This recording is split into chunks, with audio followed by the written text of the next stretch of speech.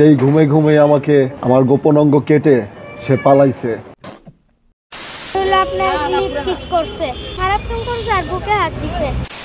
তো কেমন আছো তোমরা?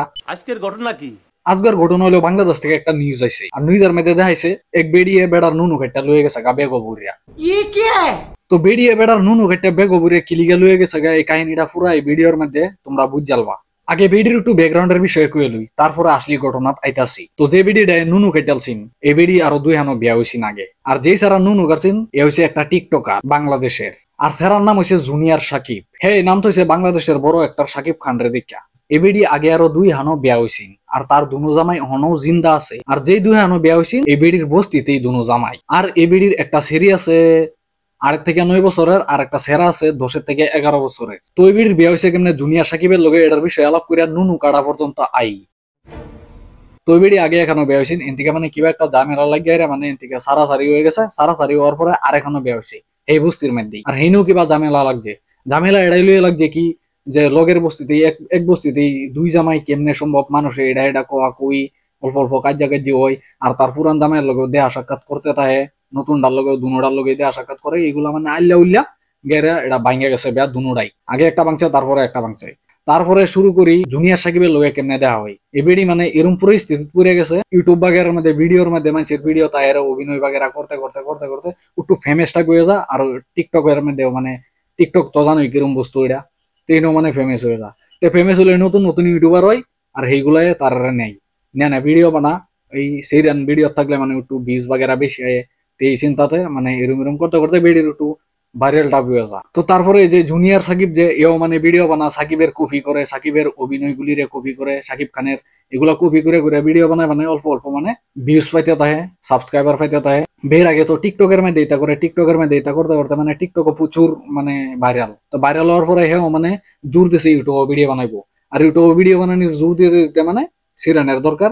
তো জুনিয়র সাকিবের থেকে বেশি একটা দূরাফিল না সিরির বাড়ি।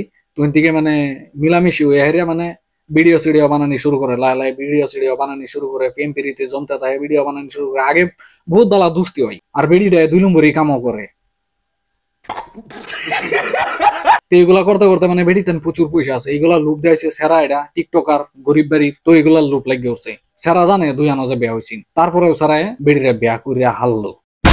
তো বিয়ার পরে এই শরীর বাড়িতে ইটা হে সেরাটা, আর শরীর বাড়ির লগে আরো 2 জামাইয়ের বাড়ি। তো ইনো বিয়া হয়েছে। মানুষে এটা এটা কয় 3 জামাই এক লগে এক জায়গাত কেমনে থাকে। আরো সেই জামাইয়ের লগে লেনদেন আছে তারার, এই বেডির আরো নতুন জামাই যে এটারও জুনিয়র সাকিব, তারও লেনদেন আছে। লেনদেন থাকতে থাকতে মানে সেরি সেরা আছে বাড়ি, এটা দেখবার আশা আশা হেরা বেডিডারে মানে আগের 2 জামাই চলায়ত হয়ে লাগা। তো এরকম করতে করতে মানে সেরাটারও মানে একদম মানে পরিস্থিতিটা মানে গম্ভীর, মানে খুবই খারাপ পেতেছে এগুলা। যে তার ঘর থেকে তার বেডির এই পিচিক পিচিক কাম চলিয়া যাইতেছে গা,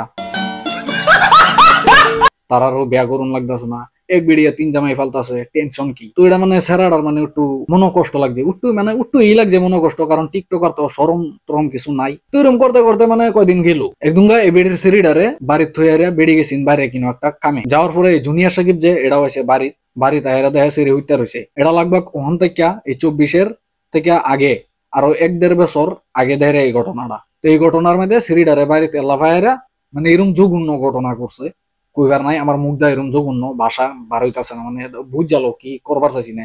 এই ঠিক টাইমটাতেই মানে এই যে জুনিয়র সাকিবের বোর্ড আয়া পড়ছে, আমার পরে মানে দূরিয়ালানির পরে জুনিয়র সাকিবে প্রচুর মাপ টাপ চাইছে, কিরা কাটছে, কোরআন লইয়া কিরা কাটার পরে মাফ করিয়া দিছে। মাফ করার পরে আবার মিল্লা জুল্লা চলতেছে। এই যে বর্তমান 9 তারিখের মধ্যে ঘটনাটা নুনু কাটালানি 9 তারিখের মধ্যে এই জুনিয়র সাকিবে আবার এই ঘটনা এই সেরির লগেই করবার চাইছি।